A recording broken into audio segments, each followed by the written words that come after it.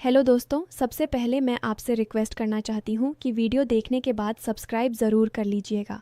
मैं इन वीडियोस को बनाने में बहुत मेहनत करती हूँ और इसी से मैं अपना खर्चा चलाती हूँ। जो भी सब्सक्राइब करेगा, मैं दुआ करती हूँ कि उसकी ज़िंदगी बहुत अच्छी, अमीर और खुशहाल हो। प्लीज़ प्लीज़ सब्सक्राइब कर लीजिएगा। रात का गहरा अंधेरा छाया हुआ था। छोटे से कस्बे मीरापुर की संकरी गलियों में सिर्फ दूर कहीं कुत्तों की भौंकने की आवाज़ आ रही थी।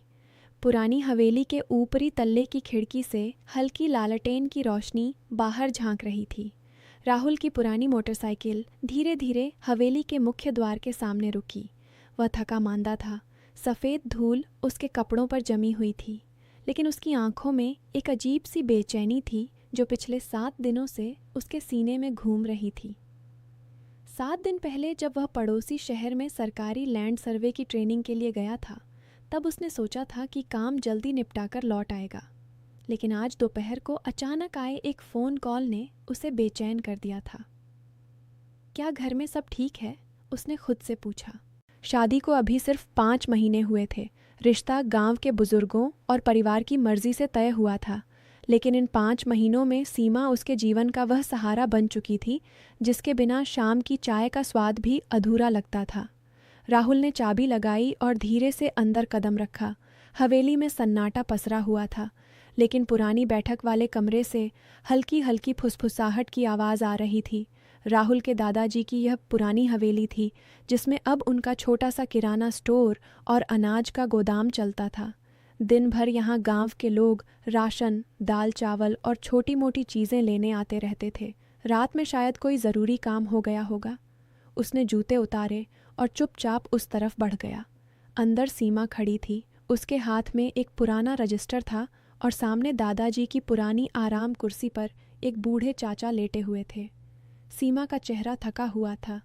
आंखों के नीचे हल्के काले घेरे दिख रहे थे।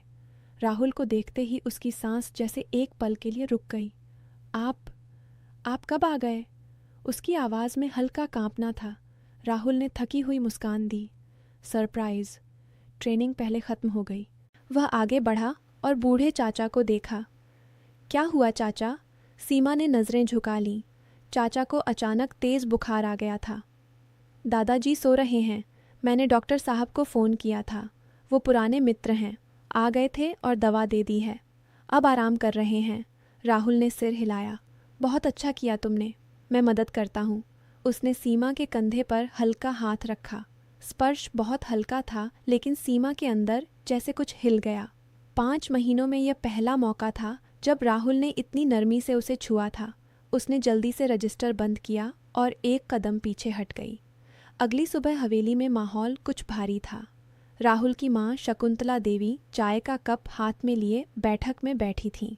उनके बगल में राहुल की चचेरी बहन प्रिया थी, वहीं जो परिवार की पुरानी ज़मीन और व्यापार को और बड़ा करने के लिए राहुल की शादी किसी और लड़की से करवाना चाहती थी।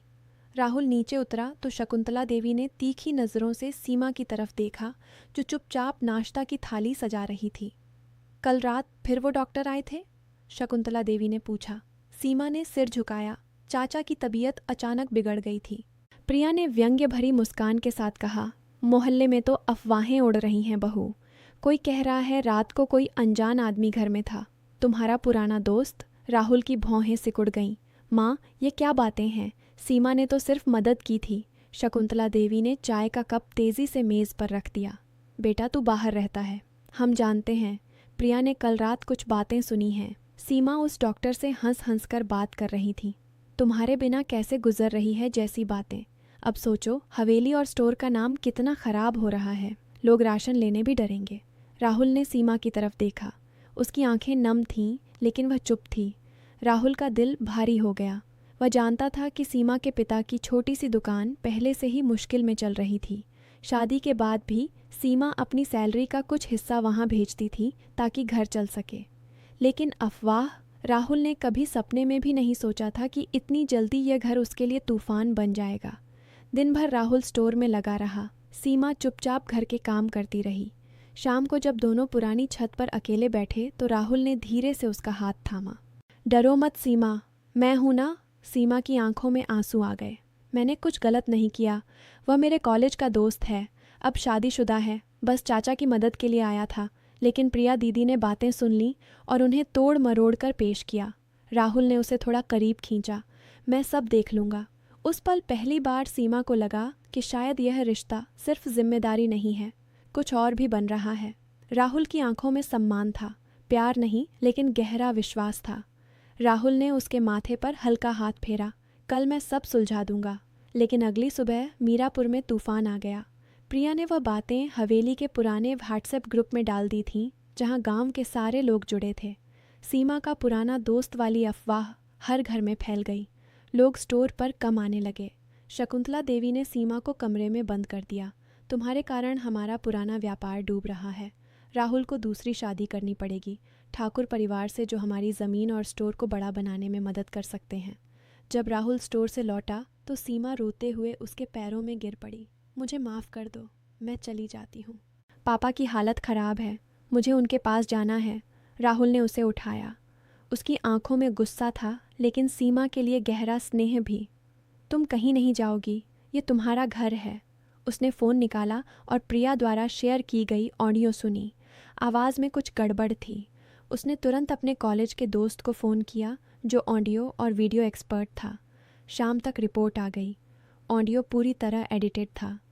मूल रिकॉर्डिंग में सिर्फ चाचा की दवा और इलाज की बातें थीं। तुम्हारे बिना कैसे गुजर रही है वाली लाइन बाद में जोड़ी गई थी। राहुल ने प्रिया को बुलाया। ये क्या किया तुमने प्रिया? प्रिया पहले तो झूठ बोलने लगी, लेकिन जब राहुल ने पूरा प्रूफ दिखाया तो उसका चेहरा सफ़ेद पड़ गया।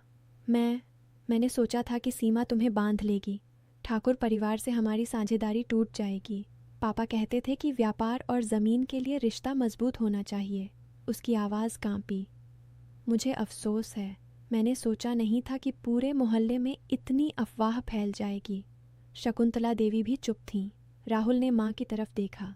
माँ, सीमा मेरी पत्नी है, उसकी इज्जत मेरी इज्जत है। अगर आपने एक बार भी उसे शक की नज़र से देखा तो मैं यह हवेली छोड़ दूंगा। उस रात राहुल ने सीमा को पुरानी छत पर बुलाया। हल्की ठंडी हवा चल रही थी। मुझे माफ़ कर दो सीमा, राहुल ने कहा। मैं पहले दिन ही तुम्हें ठीक से समझ नहीं पाया, लेकिन अब समझ गया हूँ। तुम्हारा दिल कितना साफ और नेक है। सीमा ने शर्माते हुए सिर झुकाया। आप भी मुझे अकेला नहीं छोड़ा। धीरे धीरे राहुल ने अपना हाथ उसके हाथ पर रखा। दोनों की उंगलियां आपस में गूंद गईं। कोई बोलने की ज़रूरत नहीं थी, बस चुपचाप साथ बैठना ही काफ़ी था। सीमा के पिता की तबीयत ठीक हुई तो राहुल खुद उन्हें स्टोर में छोटा मोटा काम देने लगा। व्यापार धीरे धीरे सुधरने लगा। प्रिया ने मोहल्ले में जाकर सच बोल दिया था। लोग वापस स्टोर आने लगे। शकुंतला देवी ने भी सीमा के कंधे पर हाथ रखकर कहा, बेटी मैं गलत थी, अफवाह ने मुझे अंधा कर दिया था। अब तुम दोनों साथ रहो और इस घर को संभालो। राहुल और सीमा की जिंदगी में एक नई शुरुआत हुई। शाम को दोनों स्टोर बंद करके साथ पुरानी गली में टहलने निकलते। राहुल सीमा को छोटी छोटी चीज़ें लाकर देता, कभी ताज़ा फल, कभी उसकी पसंद की मिठाई। सीमा उसके लिए ख़ास चाय बनाती और कहती, आपकी मुस्कान देखकर मेरा पूरा दिन अच्छा हो जाता है। एक शाम जब दोनों छत पर बैठे थे, राहुल ने धीरे से कहा, सीमा, मैंने पहले सोचा था शादी सिर्फ जिम्मेदारी है, लेकिन अब लगता है यह एक गहरा साथ है। सीमा की आंखें चमक उठीं। मैं भी आपकी वजह से डरना भूल गई हूँ। दोनों के बीच वो स्नेह धीरे धीरे पनप रहा था, जो ना तो ज़ोर ज़बरदस्ती का था ना दिखावा, बस एक दूसरे का साथ और एक दूसरे का अटूट भरोसा। प्रिया आज भी पछताती है। वह हर रविवार स्टोर में आती है और सीमा से माफ़ी मांगती है। मैंने सोचा नहीं था कि एक छोटी सी झूठी अफवाह कितना बड़ा नुकसान पहुंचा सकती है। अब मैं समझ गई हूँ कि रिश्तों में अफवाहों से ज़्यादा विश्वास ज़रूरी है। शकुंतला देवी भी बदल गई हैं। अब वह सीमा को बेटी कहकर पुकारती हैं और उसे घर की सारी जिम्मेदारियां खुशी खुशी सौंपती हैं। दोस्तों, इस कहानी से हमें यही सीख मिलती है कि ज़िंदगी में अफवाहों का पीछा कभी नहीं करना चाहिए। एक छोटी सी झूठी खबर, एक एडिटेड ऑडियो या फेक मैसेज पूरे परिवार को बर्बाद कर सकता है। लेकिन अगर पति पत्नी में सच्चा विश्वास हो तो कोई तूफान उन्हें हिला नहीं सकता। राहुल और सीमा की तरह हमें भी अपने रिश्तों को अफवाहों से ऊपर रखना चाहिए। विश्वास रखो, सच्चाई खुद सामने आ जाएगी। और हाँ, जो गलती करते हैं उन्हें भी पछतावा होता है, जैसे प्रिया को हुआ। अगर आपकी ज़िंदगी में भी कभी कोई अफवाह आई हो तो याद रखिए, सच्चाई की रोशनी हमेशा अंधेरे को चीर देती है। लेकिन दोस्तों, कहानी यहीं ख़त्म नहीं होती। इस घटना के कई महीने बाद हवेली में एक और मुश्किल आ खड़ी हुई। गांव में भारी बारिश हुई।